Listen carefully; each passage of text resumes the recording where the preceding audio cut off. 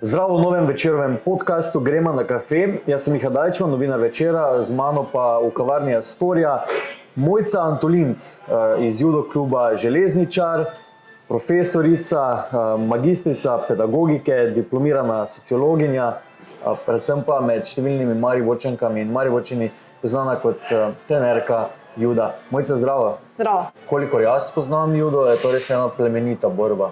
Ja, judo je predvsem bolj filozofska disciplina. Tukaj gre v bistvu vse bolj za izkoriščanje sile nasprotnika, nič ne gre za agresijo. Važno je spoštovanje, prilagajanje, spodbujanje.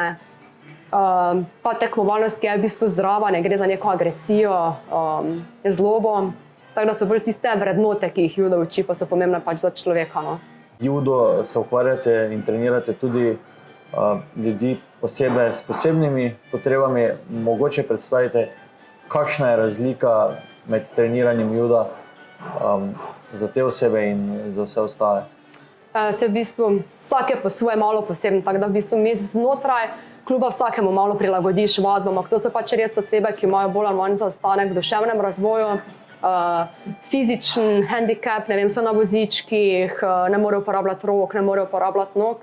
Tako da dinamika pa princip predajanja znanja juda je v teh skupinah čisto drugačen kot v drugih. Predvsem, kar govorimo, kar predajamo bolj počasi, manj zahtevne stvari se učimo.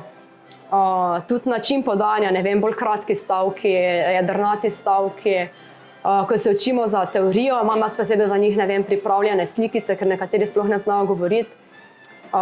Plastificirane, naprimer, kar spada k opremi judoista, pa imam na nekaterih fotografijah, ne vem, Coca-Colo, šminko, lak, dolge nohte, verižice, na drugi pa potem pač kimono, pas, povoje, da oni potem v bistvu razvrstijo samo na podlagi slikic, kaj sodi, kaj ne sodi, pa pač samo pokimajo, ker to je res odvisno od vsakega posameznika, kakšna je njegova stopnja razumevanja.